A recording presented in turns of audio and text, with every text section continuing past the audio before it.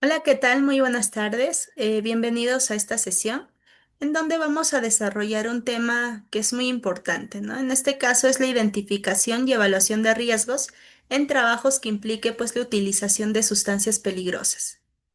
Vamos a ver cómo identificar, cómo evaluar, cómo registrar los riesgos que estén asociados justamente a este tema, ¿no? Y sobre todo vamos a entender por qué es importante escuchar a los trabajadores en este tipo de procesos. Bien, vamos a empezar aquí describiendo por qué es importante identificar y evaluar los riesgos con sustancias peligrosas, ¿no? Recordemos que las empresas de limpiezas industriales, por ejemplo, ¿no?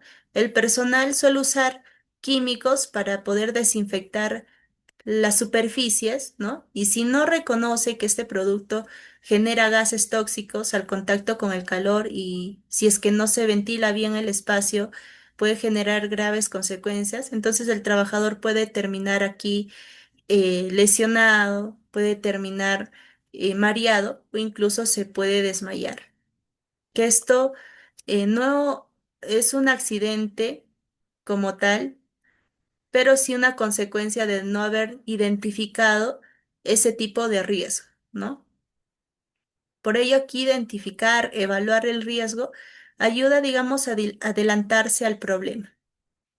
Además, cuando los riesgos están claros, aquí se puede aplicar lo que son las medidas correctivas, ¿no? Tal vez cambiar la sustancia por una menos peligrosa, colocar una campana extractora o usar mascarilla con filtro, ¿no? O los CPPs adecuados, que todo eso se planifica mejor cuando todos conozcan el riesgo y también cuando el riesgo esté bien identificado y bien definido, ¿no? También hay un tema legal aquí que toda empresa debe de cumplir con las normas sobre la salud y seguridad, ¿no? Si es que no se evalúan los riesgos, se está corriendo ya aquí el riesgo de sanciones y multas, que no es beneficiosa para la empresa. Finalmente, todo esto tiene un efecto en en la organización y se evitan pues paradas por accidentes, ¿no? Se cuida el equipo de trabajo, se reduce el gasto en emergencias que puedan ocasionar este tipo de situaciones inesperadas por las sustancias peligrosas. Por eso identificar y evaluar los riesgos es parte de la necesidad básica de todas las organizaciones independientemente del tamaño de empresa, siempre en cuando pues usen sustancias peligrosas, ¿no? Para que el trabajo aquí se haga de una forma segura y que no afecte al trabajador ni tampoco sea un peligro para la empresa. Ahora vamos a hablar aquí del primer tipo de riesgo que se encuentra en el trabajo con sustancias peligrosas. Estamos hablando de los riesgos físicos como el fuego y la explosión. Bien,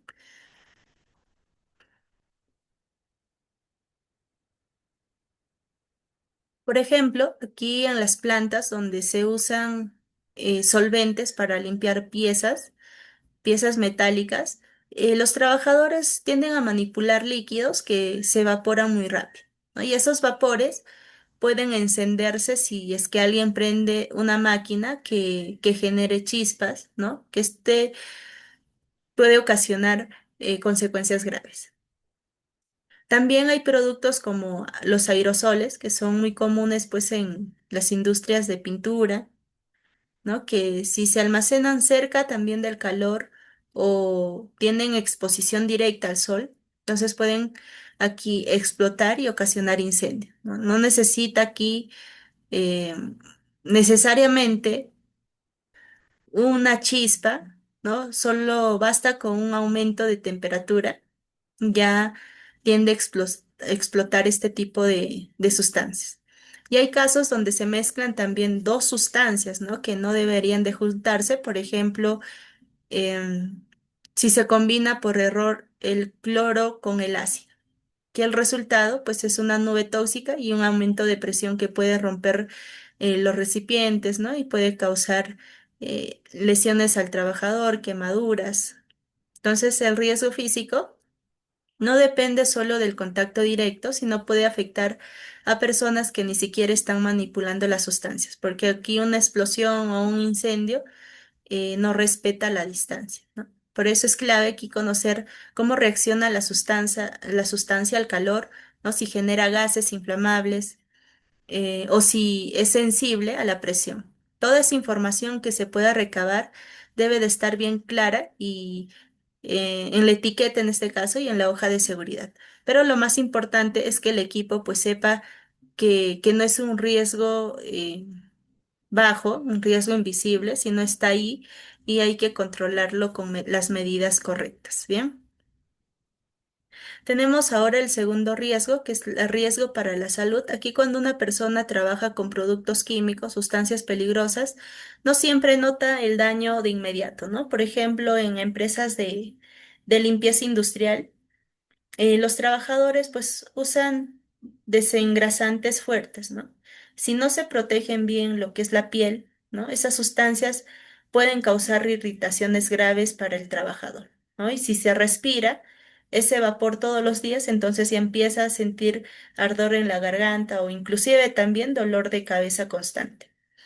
Por ejemplo, hay fábricas textiles que usan lo que son los solventes para fijar los colores y algunos de esos productos tienen componentes que afectan los pulmones, ¿no? Aunque no huelen fuerte, pero al inicio parece que no podría pasar nada, pero luego del tiempo y esa exposición constante con este tipo de productos, entonces ya el trabajador puede presentar hasta asma, ¿no? Daño en los riñones o incluso cáncer y nadie sospecha que fue porque respiraba ese tipo de sustancia en el trabajo.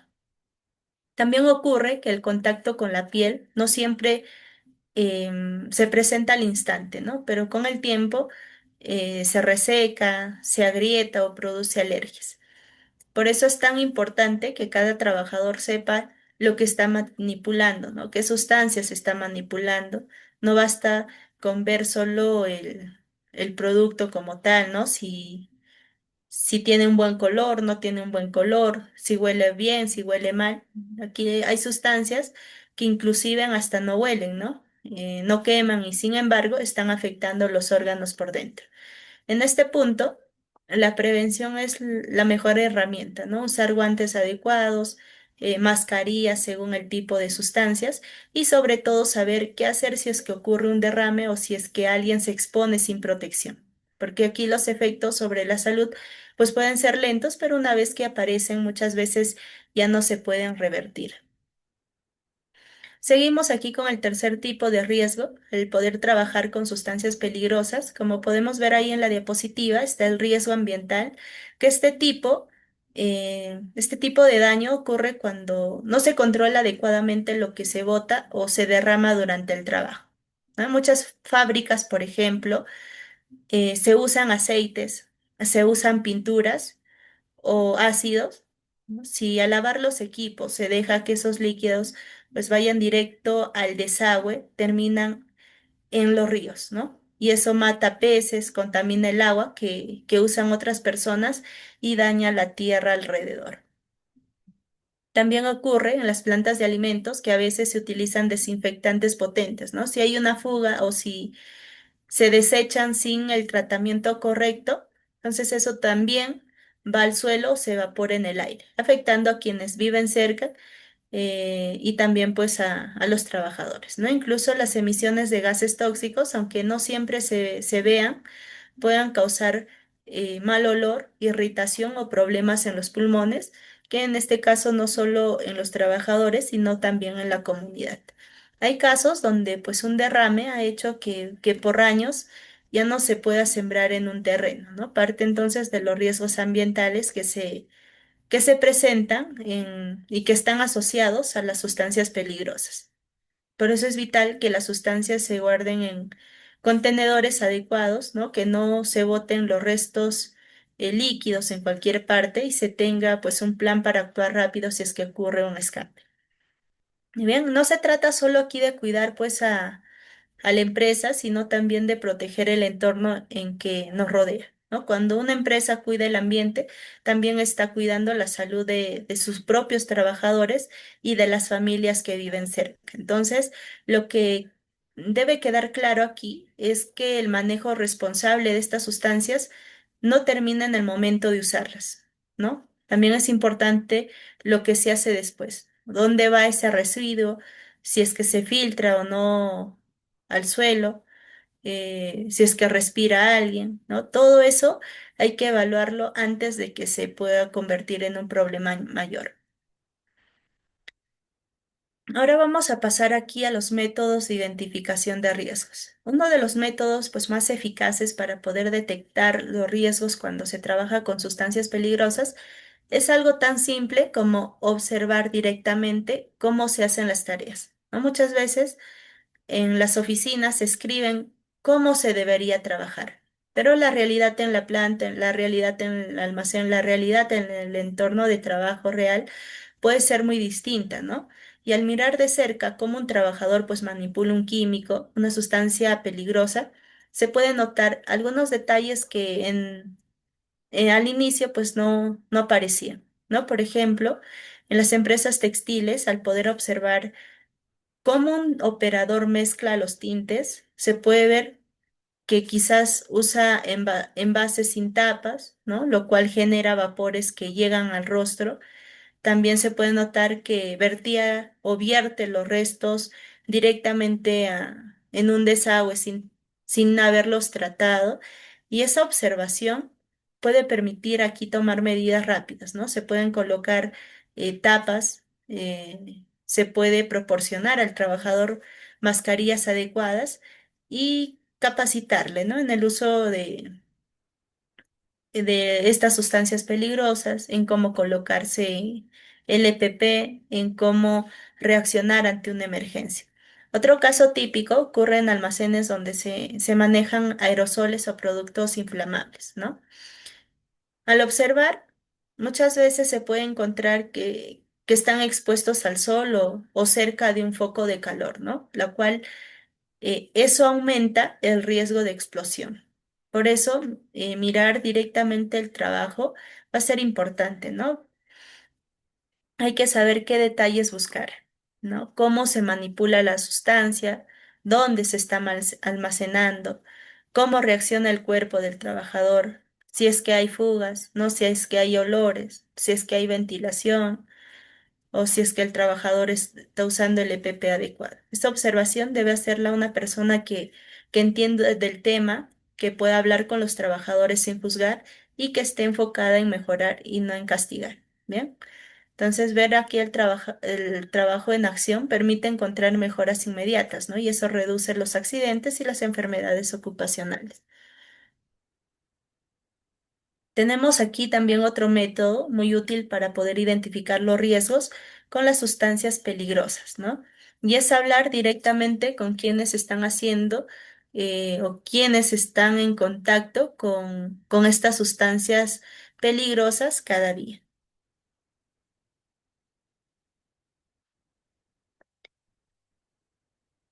Bien, aquí las entrevistas. En sí no son interrogatorios, ¿no? Más que nada son espacios donde los trabajadores aquí puedan contar lo que realmente sucede durante sus tareas, ¿no? A veces lo que ellos viven no está directamente escrito en ningún procedimiento, pero es clave para poder prevenir los accidentes y las enfermedades ocupacionales. Por ejemplo, en las empresas de alimentos es común que los operadores, ¿no? Los operarios de limpieza, por ejemplo, comenten que cada vez que abren el tambor de desinfectante fuerte, perciban que salga un vapor que le cause ardor en los ojos, ¿no? Que este detalle en sí no está escrito en el procedimiento, en el manual, pero sí había reportado, ¿no? Y gracias a esa conversación se puede mejorar quizá la ventilación, ¿no? Ajustar los equipos de protección personal. Las entrevistas también permiten conocer aquí los datos reales, ¿no? Si un guante es incómodo, si hay miedo de reportar errores, si los carteles no se entienden, si es que hay presión por apurarse. Todo eso afecta pues la seguridad.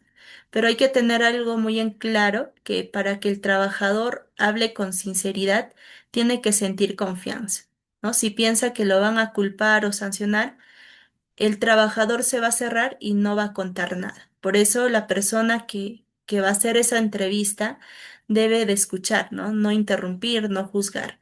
Hacer preguntas como eh, ¿qué es lo más incómodo de trabajar con esta sustancia, ¿no? ¿Alguna vez te sentiste mal después de usarla? ¿Hay algo que cambiarías en la forma en la que se manipula este producto? Estas preguntas ayudan a descubrir riesgos que no se ven en una inspección, que no se ven en una auditoría, pero que el trabajador tiene esa información valiosa, ¿no? Y escucharlo no solo va a mejorar la prevención, sino también mejorar el respeto y la participación en el lugar de trabajo. Tenemos aquí también otro paso básico en la identificación de riesgos con sustancias peligrosas y es leer bien las fichas de datos de seguridad, también llamados la FDS, ¿no? Esa revisión de esas fichas.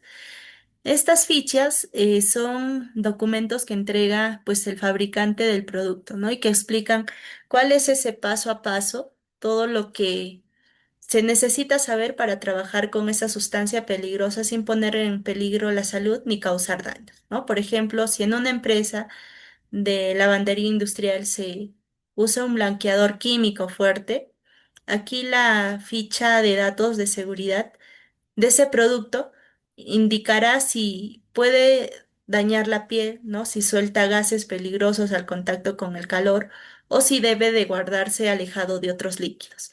La ficha también dice que qué hacer si es que alguien se intoxica, ¿no? Si el químico entra a los ojos o si hay un derrame. Además explica qué equipo de protección personal también se debe de usar y cómo almacenar el producto de forma segura, ¿no? Muchas veces estas fichas están elaboradas, sí, pero no los conoce el trabajador, ¿no? No se trata aquí de memorizar la ficha, sino de leerla con calma antes de usar el producto, e identificar también los puntos claves y aplicar lo que dice, pues, ¿no? Cada uno de los puntos. Un buen consejo aquí es tener un resumen visible en el área de trabajo, ¿no? Con los símbolos de peligro, los pictogramas, ¿no? Frases claras y números de emergencia. Entonces aquí estas fichas de datos de seguridad es una herramienta que va a ayudar a prevenir los accidentes, enfermedades y los errores que se puedan cometer. Y revisarla que es parte fundamental de cualquier proceso de identificación de riesgos. Vamos a ver ahora un ejemplo de una ficha de datos de seguridad, ¿no? ¿Qué puntos tiene y por qué es tan importante, pues, en la identificación de peligros que estén presentes en la utilización de las sustancias peligrosas? A ver, me permiten un momento, voy a compartir nuevamente la pantalla.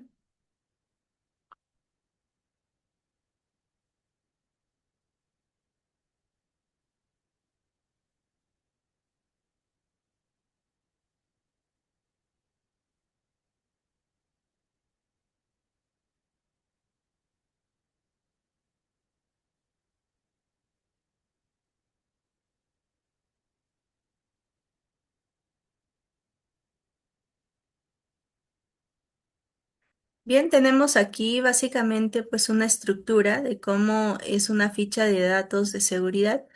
Como podemos observar en la parte superior izquierda va lo que es el logo de la empresa, el logo de la compañía, de la organización, ¿no? ¿Cuál es el producto? Eh, en sí está dividido por varias secciones. La primera sección aquí nos está mencionando sobre la identificación de la sustancia o la mezcla y de la sociedad o la empresa. Primero el identificador del producto, ¿no? Forma del producto, si es que es una mezcla. ¿Cuál es el nombre del producto, ¿no? ¿Cuál es esa sustancia peligrosa? ¿Cuál es el código del producto? Tipo de producto, aquí por ejemplo, detergente. ¿Cuáles son los usos pertinentes identificados de la sustancia o de la mezcla y de los usos Tenemos aquí los usos pertinentes identificados, ¿no? Como las categorías de uso personal, el uso profesional. Cada uno entonces de ellos responde a un tema específico. También dentro de la sección de identificación están los datos del proveedor de la ficha de datos de seguridad, ¿no? ¿Cuál es la empresa, la dirección de la empresa, el número de teléfono, también los correos electrónicos? Es información general. Y finalmente aquí los teléfonos de emergencia. En la sección 2 aquí está la identificación de los peligros, ¿no? Como la clasificación de la sustancia, o de la mezcla. Aquí, por ejemplo, toxicidad aguda oral está en la categoría 4. Aquí está el código. También toxicidad aguda cutánea, ¿no? Por la piel, categoría 4 también. Irritación o corrosión cutáneas, categoría 1B, ¿no? Lesiones oculares. Entonces, todo con lo respecto al producto se coloca aquí cuál es la clasificación según el reglamento de la Unión Europea. Asimismo, están los elementos de la etiqueta, aquí los famosos pictogramas, ¿no? Los pictogramas de peligro. Tenemos aquí tres pictogramas, el pictograma de medio ambiente, ¿no? Peligro para el medio ambiente, peligro para la salud. ¿Cuáles son los componentes peligrosos? También palabras de advertencia, aquí peligro e indicadores de peligro, ¿no? Nocivo en caso de ingestión o en contacto con la piel. También provoca quemaduras graves en la piel y lesiones oculares graves.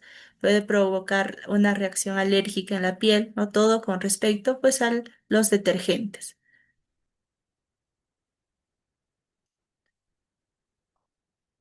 Hay un espacio también donde se puede colocar aquí otro tipo de peligros. Tenemos una tercera sección que es la composición, la información sobre los componentes de ese producto, ¿no? ¿Cuáles son las mezclas? ¿Cuál es la sustancia? El nombre, ¿no? El identificador del producto, el porcentaje y la clasificación según el reglamento. Asimismo, aquí como pueden observar, pues está la sección número 4 que respecta a los primeros auxilios, ¿no? ¿Qué pasa? ¿Qué hacer en casos de emergencia? Cuando hay un derrame, cuando hay una explosión, ¿no? Cuando hay incendio, ¿qué es lo que se debería de hacer? Aquí está la descripción de los primeros auxilios, las medidas. Primero, llamar inmediatamente a un médico, medidas de primeros auxilios en caso de inhalación, o transportar a la persona al aire libre. En caso de contacto con la piel, pues aclararse la piel con agua, ¿no? Quitarse inmediatamente todas las prendas contaminadas. También en caso de contacto con los ojos, aquí hay que aclarar cuidadosamente con agua durante varios minutos, quitar los lentes de contacto si es que lleva y seguir pues llamando inmediatamente a un médico. Asimismo están los principales síntomas y efectos agudos y retardados, ¿no? ¿Cuáles son cada síntoma? Por ejemplo, después de la inhalación, el síntoma común es que puede irritar las vías respiratorias. Después del contacto con la piel, pues quemaduras que puede provocar una reacción alérgica en la piel. Después del contacto con el ojo, lesiones oculares graves. Después de ingestión, pues las quemaduras. Hay una quinta sección para las medidas de lucha contra incendios, por ejemplo, medidas de extinción, ¿no? El polvo seco, espuma, peligros específicos derivados en la sustancia, también recomendaciones para el personal de lucha contra incendios. Hay otra sexta sección que menciona las medidas en caso de vertido accidental, ¿no? ¿Cuáles son esas precauciones personales para el equipo de protección y procedimientos de emergencia?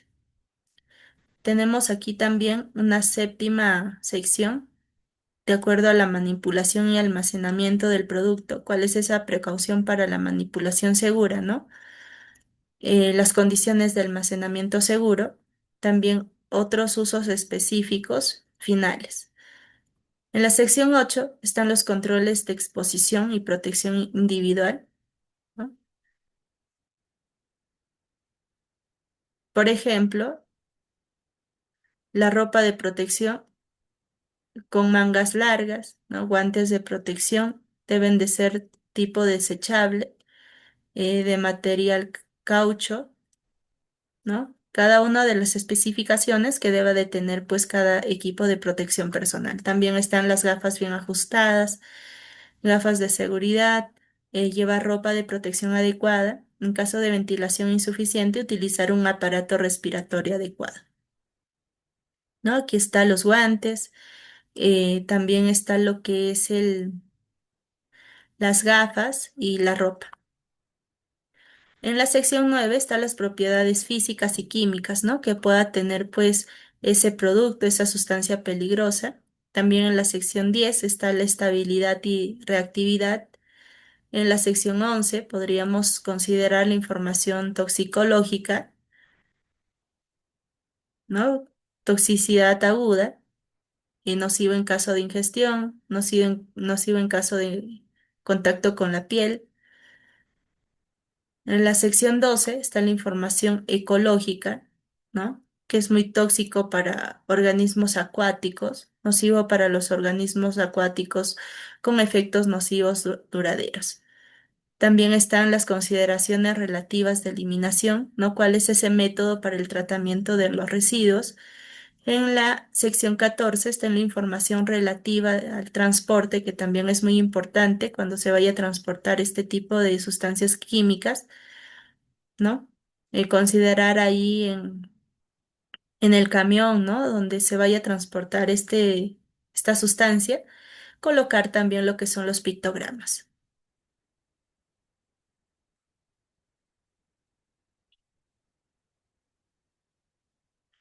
En la sección 15 está la información reglamentaria, ¿no? ¿Cuáles son esas normativas, esos reglamentos, esa legislación en materia de seguridad, salud y medio ambiente que sean específicas para la sustancia o la mezcla, ¿no? Aquí podríamos considerar los reglamentos. En la sección 16, pues finalmente está otro apartado para colocar otro tipo de información, ¿no? Que permite en este caso, eh, por ejemplo, ¿no? Renuncia de responsabilidad. La información contenida en esta ficha proviene de fuentes que creemos fidedignas, ¿no? Sin embargo, la información se proporciona sin ninguna garantía expresa. Básicamente, entonces, esta es la estructura que tiene una ficha de datos de seguridad, ¿no? De acuerdo a la sustancia peligrosa que se maneja dentro de la organización, para tenerlo en cuenta. Te vamos a volver a la sesión.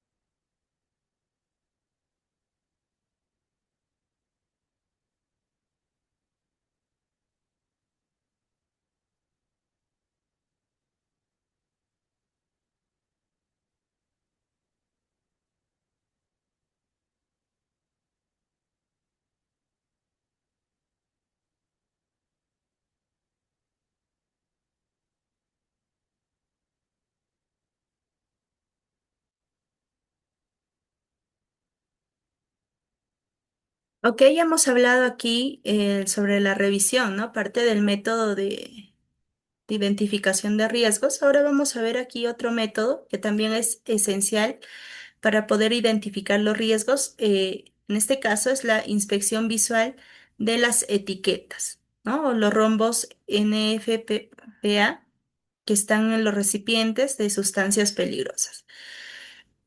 En este caso, pues en cualquier almacén, en cualquier taller, en cualquier laboratorio, ¿no? En cualquier medio de transporte donde se usan y transportan pues sustancias químicas, sustancias peligrosas, los envases deben de tener etiquetas claras, ¿no?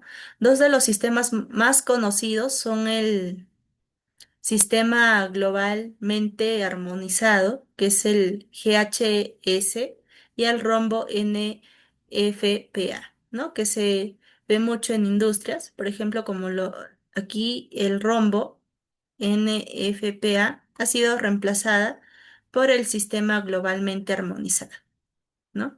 Por ejemplo, en una empresa de limpieza profesional, los trabajadores usan lo que son los desinfectantes fuertes, ¿no? Cada envase aquí debe de tener pues un símbolo de advertencia, ¿no? Como una llama, si es que el producto es inflamable, o una calavera dentro pues de un rombo. Aquí podemos observar en la imagen un rombo, una calavera, ¿no? Una llama que es símbolo de un producto inflamable, o una calavera si es que puede ser tóxico. En el rombo NFPA, aquí los colores indican pues distintos riesgos, ¿no? El rojo, aquí que podemos observar, simboliza para el fuego, la inflamabilidad, ¿no? El color azul, si es que es nocivo para la salud, el color amarillo para las reacciones químicas, y el color blanco aquí para otras advertencias, ¿no? Si en el rombo el número rojo pues es 4, aquí como estamos observando en el ejemplo, esto indica un riesgo muy alto de incendio, ¿no? Si el número del color azul es 1, pues significa que no puede causar daños serios. Pero en cambio, si es que es un número 3 o 4, que ya significa que puede causar pues daños serios a la salud si es que se inhala, ¿no? Si es que entra en contacto con la piel, si es que se ingiere.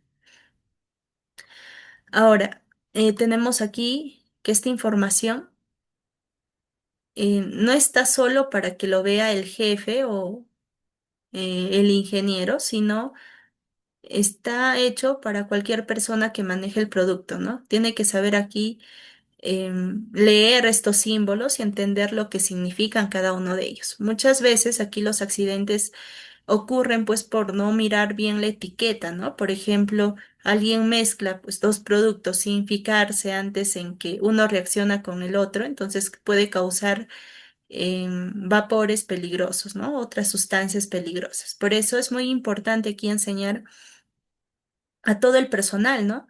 A poder detenerse pues un momento y revisar esa etiqueta, esos pictogramas, antes de usar cualquier sustancia.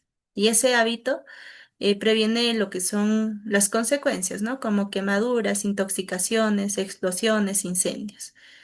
Por eso es muy importante dentro de estos métodos de identificación de riesgos. Un paso que no se puede saltar es el análisis del proceso completo, ¿no? Donde aquí se usan las sustancias peligrosas. ¿Por qué es importante? Porque no basta solo con saber qué producto se utiliza, ¿no? Se necesita conocer cómo, cuándo y qué condiciones se utiliza dentro del flujo de trabajo. Por ejemplo, la panificadora industrial, pues se usan amoníacos, ¿no? O en las industrias de alimentos en general se utiliza lo que es el amoníaco para el sistema de refrigeración.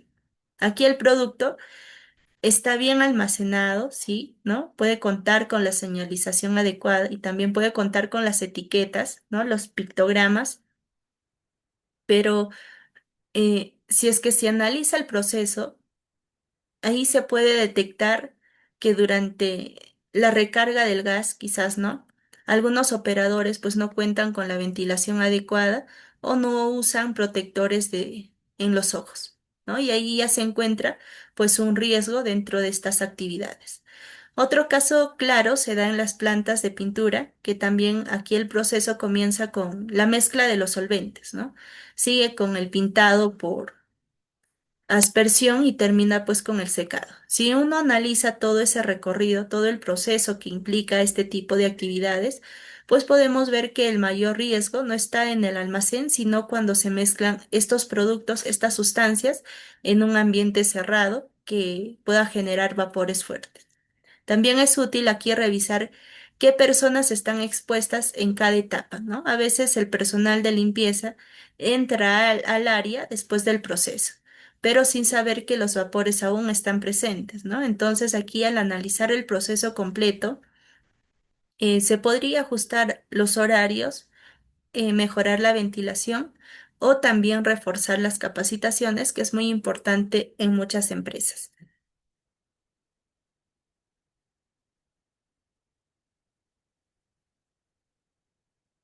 Bien, este análisis Se puede hacer con los diagramas simples, los diagramas de flujo de trabajo, ¿no? Caminando paso a paso también con el equipo. Lo importante aquí es detectar, que no se olviden, dónde se rompe la seguridad y corregirlos antes de que causen daño, ¿no? Así se convierte ya en una herramienta importante, en una herramienta de prevención. Recordemos aquí que muchas veces pues el riesgo no está solo en el producto en sí, ¿no? Sino en cómo lo manipulamos. Y al conocer bien el proceso, pues se reduce la improvisación y se trabaja con más confianza.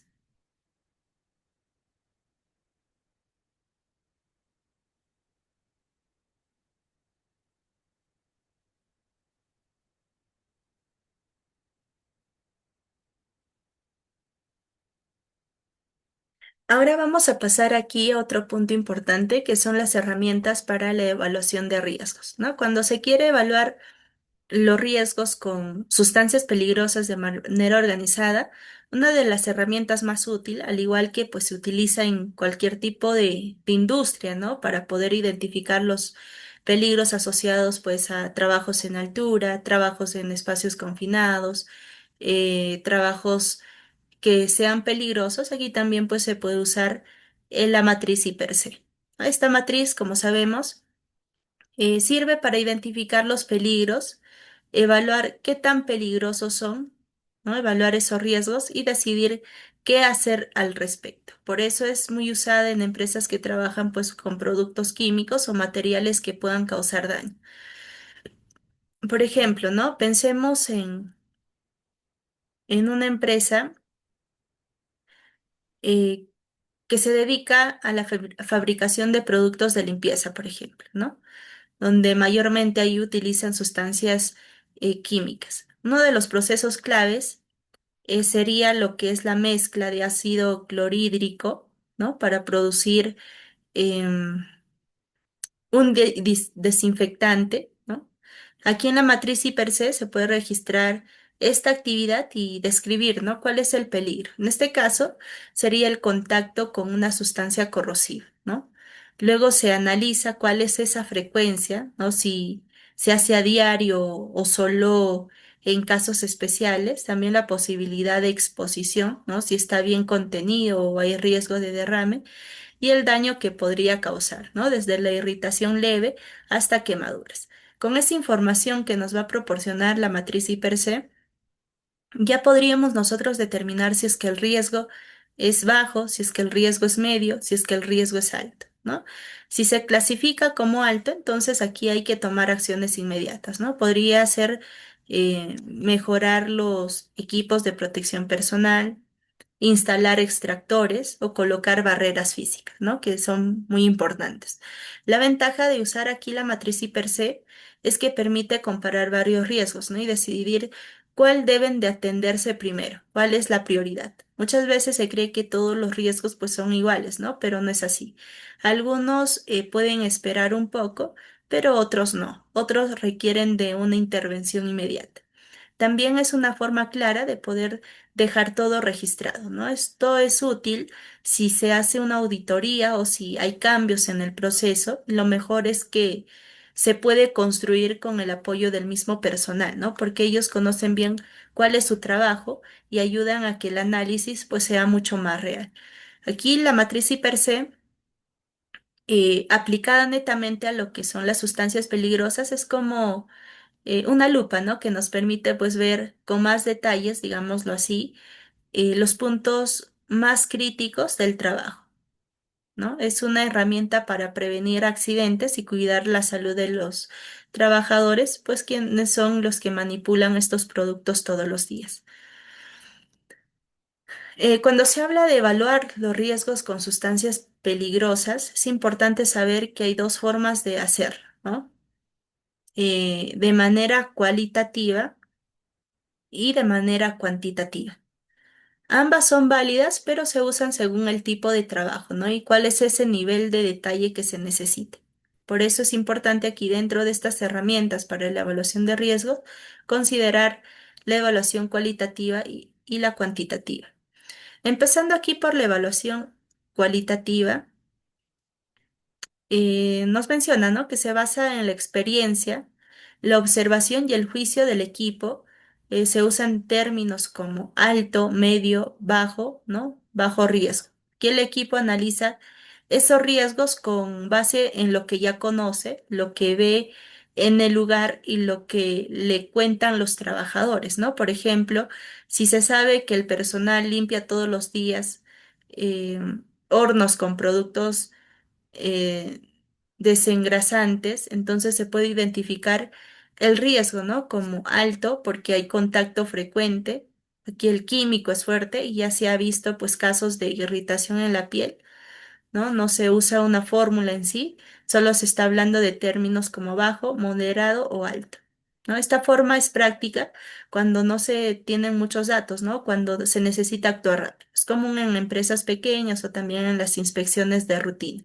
En cambio, la evaluación cuantitativa, que ahí nos menciona que utiliza datos numéricos o fórmulas, aquí se calcula la probabilidad y la gravedad para obtener un valor exacto del riesgo, ¿no?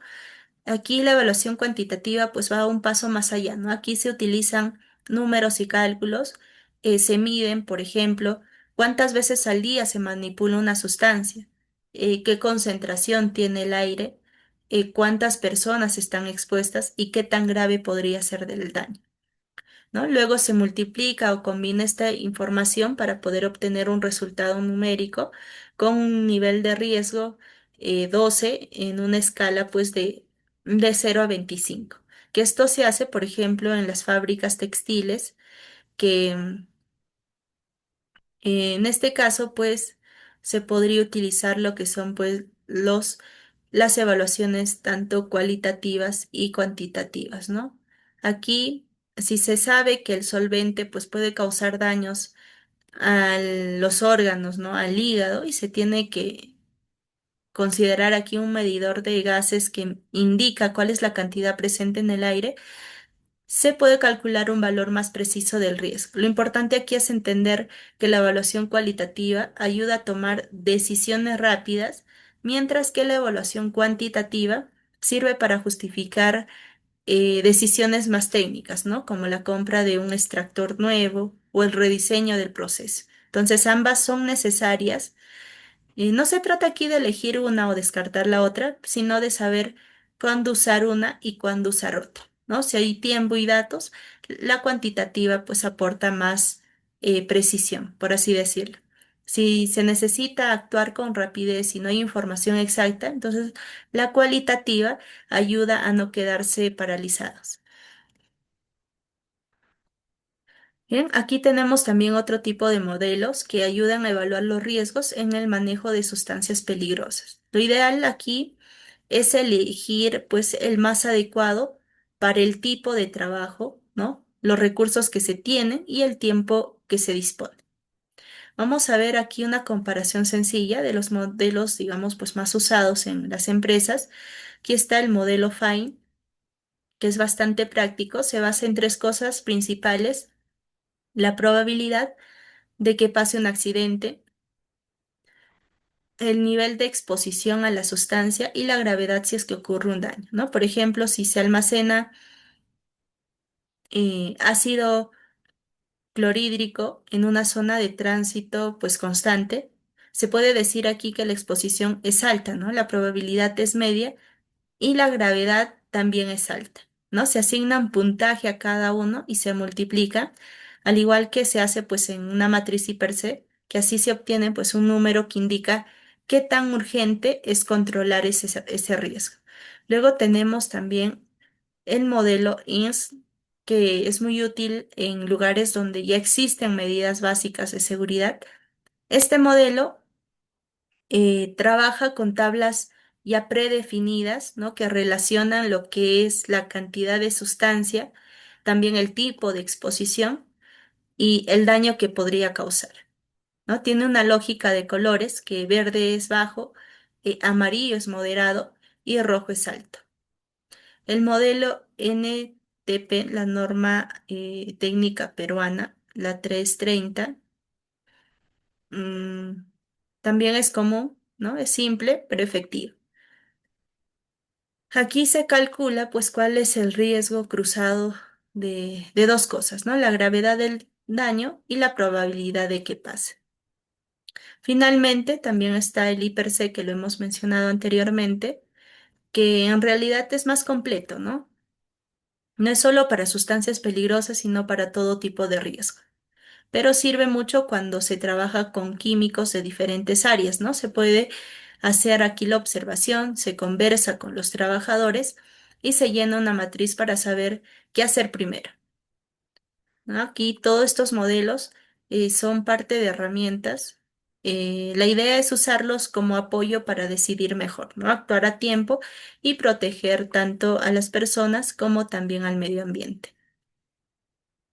Ahora vamos a ver aquí sobre los criterios principales que se usan para saber qué tan peligroso puede ser el contacto con una sustancia, ¿no? Es decir, cómo se mide el nivel de riesgo, no de forma complicada, sino con aspectos claros que pueden observar y evaluar en cualquier lugar de trabajo. El primer punto que observamos aquí es la frecuencia de exposición, ¿no? No es lo mismo que alguien manipule una sustancia una vez al mes que hacerlo todos los días, ¿no? Por ejemplo, hay trabajadores que están expuestos a productos químicos durante cada turno, ¿no? Y esa exposición diaria aumenta ese riesgo, aunque el producto pues no sea el más peligroso. El segundo es la duración de contacto. A veces aquí el problema pues no es cuántas veces se hace, sino cuánto dure, ¿no? Si un trabajador está expuesto pues a un gas durante una hora todos los días, es más riesgoso que otro que lo manipula solo por 5 minutos, ¿no? El siguiente criterio es la vía de entrada al cuerpo, ¿no? Ya sea por inhalación, dérmica, ingestión, ¿no? Hay sustancias que aquí pueden ingresar por la nariz, por la piel o incluso también por la boca, ¿no? Y cada vía tiene efectos distintos. También es clave aquí pensar en la gravedad del daño que pueden causar las sustancias, ¿no? Algunos solo irritan la piel, pero otros provocan daños a los órganos, ¿no? Afectan la sangre o causan enfermedades que aparecen con los años. En el caso de los pesticidas, por ejemplo, algunos causan náuseas, otros dolor de cabeza, pero otros tienen efectos neurológicos si es que no se usan de la forma adecuada. Y por último, está el número de personas expuestas y en un área, por ejemplo, hay solo una persona que trabaja con el producto, entonces aquí el control se puede enfocar ahí, ¿no? Pero si son de 10, 20 a más, ya el riesgo ya no es individual, sino se vuelve colectivo. Bien, entonces aquí estos 5 puntos claves, estos 5 criterios para determinar el nivel de riesgo, eh, ayudan a ver con más claridad si es que una sustancia representa un riesgo leve, representa un riesgo moderado o representa un riesgo alto, ¿no? Y no necesita aquí ser un experto, sino basta solo con observar cómo se trabaja, cuánto tiempo, cuántas personas están expuestas y qué efectos podrían tener al trabajar con este tipo de sustancias peligrosas. Ahora vamos a ver aquí de dónde sacamos la información para conocer y controlar adecuadamente las sustancias peligrosas. Una de las más importantes son las fichas de datos de seguridad, ¿no? Que hemos mencionado, las famosas FDS, que hemos inclusive mostrado un ejemplo. ¿Cuáles son esas secciones? Hemos visto un total de 16 secciones, ¿no? Que considera los EPPs, los procedimientos, qué hacer en caso de emergencia, los primeros auxilios, otro tipo de informaciones, ¿no? Cada sustancia aquí debe de tener su ficha propia, ¿no? Que diga qué contiene, qué riesgos tiene, cómo protegerse, qué hacer si es que hay una emergencia y cómo almacenar. Por ejemplo, si se usa ácido clorhídrico, aquí la ficha de seguridad nos podría decir que puede causar quemaduras graves a la piel, ¿no?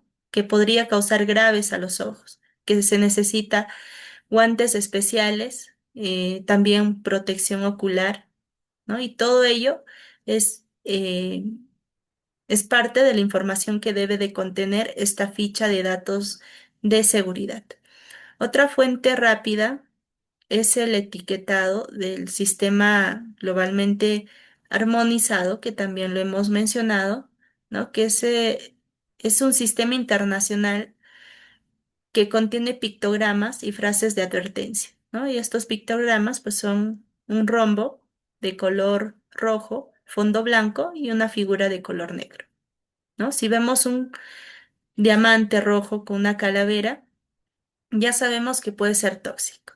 Si parece un rombo con una llama, entonces puede ser inflamable, ¿no? Esto ayuda a poder identificar los peligros, incluso cuando no tenemos tiempo de leer toda la ficha, ¿no? También están las bases aquí de datos internacionales que sean confiables. Por ejemplo, la NIOSH ofrece hojas informativas sobre la toxicidad, límites de exposición para cada sustancia, ¿no? Y los controles que se deben de tomar. También está la OSHA, que aquí regula la seguridad laboral en Estados Unidos. También publica algunas otras normas y recomendaciones. Y la IARC, que pertenece a la Organización Mundial de la Salud, que clasifica las sustancias según su nivel, pues, de cancerígenas, ¿no? Por ejemplo, aquí en muchas empresas aplican cada una de estas bases, ¿no? Ya sea la NIOSH, la OSHA, que permita pues identificar, evaluar, ¿no? Cada sustancia que utilicen. Finalmente, no nos olvidemos también de las normas peruanas, como el Decreto Supremo, la 055, que aquí regula, ¿no? El manejo de sustancias químicas en la minera, ¿no? Y las normas técnicas peruanas que también indican cómo se deben etiquetar, cómo se deben de manipular ciertos productos. Esta norma también tiene valor legal y debe de cumplirse. Entonces, si una empresa quiere controlar bien esos riesgos que estén asociados a las sustancias químicas, debe de usar estas fuentes oficiales, ¿no? Tenerlas a la mano y capacitar al personal para que pueda, pues, interpretarlas. Porque un trabajador que sabe leer un pictograma o consultar la ficha de datos de seguridad, entonces está mucho más protegido que uno que solo se guía por la costumbre. Bien, es importante que todos en la empresa sepan que los efectos de las sustancias peligrosas no siempre se ven al instante, ¿no? Algunas veces, si el trabajador derrama pues un químico y siente ardor en la piel o le cuesta respirar, entonces eso es lo que llamamos efecto agudo, ¿no? Es una reacción rápida que aparece a los pocos minutos u horas. Por ejemplo, si alguien inhala vapores de solventes en un ambiente cerrado, puede sentir pues mareos, náuseas o incluso perder el conocimiento. Pero hay algo que muchas veces se pasa por alto, son los efectos crónicos, que estos son mucho más peligrosos que las anteriores, ¿no? Porque no se notan de inmediato. Aquí la persona se expone todos los días a una sustancia, a veces sin darse cuenta, y el daño va apareciendo poco a poco, ¿no? Puede aparecer en un año, en 5 años o incluso más. Y cuando el problema se manifiesta, ya puede haber pues mucho daño acumulado. También hay sustancias que afectan, ¿no? El sistema nervioso o dañan los riñones. Por eso, cuando se hace una evaluación de riesgos, hay que pensar en los efectos a largo plazo, ¿no? Hay trabajadores que se sienten bien hoy, pero llevan años manipulando productos sin mascarillas, sin los EPPs adecuados, y eso les pasará factura más adelante. Entonces, aquí la prevención eh, no solo es evitar un accidente, una enfermedad ocupacional, sino también es proteger todo lo que tenga que ver pues con el trabajador, ¿no? Su familia, su entorno, su futuro. Bien, tenemos aquí los registros y seguimiento de los riesgos identificados, que es muy importante. Cuando en una empresa pues se detecta un riesgo con alguna sustancia peligrosa, ese riesgo tiene que registrarse de manera formal y clara. No hay que tener siempre en cuenta eso. Por ejemplo, si se encuentra que en el área de limpieza se están usando productos químicos que emiten vapores fuertes, entonces se tiene que notar que esa sustancia, eh, a dónde pertenece, ¿no? ¿Dónde se encontró el riesgo? ¿Quién está expuesto? ¿Y qué medidas se ha propuesto para controlar ello? Pero eso solo es el primer paso, ¿no? El siguiente punto es el seguimiento. ¿Qué quiere decir? Que no sirve de nada, pues, escribir el riesgo, identificar el riesgo, si nadie asegura luego que si se colocaron las medidas de control, ¿no? Que sí se capacitó al personal o que sí se están usando los EPPs adecuados. Aquí el seguimiento justamente permite saber si lo que se propuso inicialmente como solución se aplica y esté funcionando, ¿no? También es importante mantener un historial de riesgo porque eso ayuda a aprender de lo que ya ocurrió, ¿no? Por ejemplo, si hace un año se registró un caso de quemadura por ácido y se tomó una acción, entonces al revisar el historial se puede ver si es que esa acción funcionó, ¿no? O si el problema volvió a pasar. Además, tener también estos registros, registros claros, también es útil cuando hay una inspección o una auditoría, ¿no? Porque muestra que la empresa está haciendo su trabajo para cuidar a sus trabajadores. Para finalizar, es importante aquí mencionar el rol que juega el trabajador, ¿no? ¿Cuál es esa participación en la identificación de las sustancias peligrosas? En este caso, en toda empresa, como sabemos, no hay nadie que conozca mejor los riesgos de una tarea que realiza, ¿no? A diario. En este caso, el que lo va a reconocer y va a conocer es el trabajador. Entonces, un trabajador que está 8 horas manipulando una sustancia, limpiando una máquina o cargando bolsas en un almacén, que iba a notar señales que a veces los supervisores, los encargados de registrar todo ello, pues no lo van a ver, ¿no? Por eso, cuando se habla de identificar los riesgos, en este caso, la voz del trabajador es una necesidad, ¿no? Su participación aquí permite encontrar peligros que muchos o muchas veces no aparecen en los papeles. Por ejemplo, un operario puede reportar que el líquido que usaba para limpiar dejaba olor fuerte y dolor de cabeza. Entonces, esa observación puede llevar a revisar la sustancia y encontrar que quizás tenía vapores que podrían afectar la salud con el tiempo. Esa detección, pues, no vino directamente, pues, del registro, nada por el estilo, sino viene de quién estaba ahí todos los días, ¿no? Del trabajador.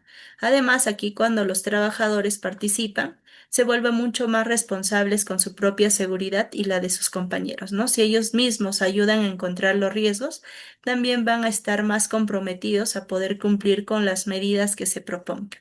También se pueden usar una encuesta sencilla donde se les pregunte, ¿no? ¿Qué tareas consideras que podrían ser peligrosas? ¿Has tenido molestias al usar algún producto? Eh, ¿No? Este tipo de preguntas pueden dar pistas valiosas que si se ignoran terminan en accidente. Entonces, la participación aquí del trabajador es muy importante, ¿no? Si se quiere una empresa segura, hay que escuchar a quién está en el campo, a quién está expuesto directamente, ¿no? En este caso, escuchar a los trabajadores. Para terminar, aquí hay que recordar que trabajar con sustancias peligrosas no es algo que debamos de normalizar, ¿no? Toda sustancia tiene un riesgo y ese riesgo se puede reducir si es que se identifica a tiempo. Por eso es muy importante, como primer paso, identificar esas sustancias, identificar los riesgos que puedan tener las sustancias peligrosas, ¿no? Y conocer lo que se usa, cómo se usa y qué se puede hacer para evitar que haga daño al trabajador. Va a ser parte de una estrategia, ¿no? Que puede implementar la empresa. Y sobre todo se trata de trabajar juntos, ¿no? Escuchar al trabajador desde su experiencia, ¿no? Desde su vivencia con el trabajo con las sustancias peligrosas. y de esta manera pues se construye una cultura de seguridad real, donde no solo se le deja pues al supervisor en cuanto a la seguridad, sino también el mismo trabajador pues está comprometido con ello, ¿no? Comprometido con su misma seguridad, con su misma salud, que es lo más importante. Bien, entonces eso sería básicamente. Nos vemos en una próxima sesión.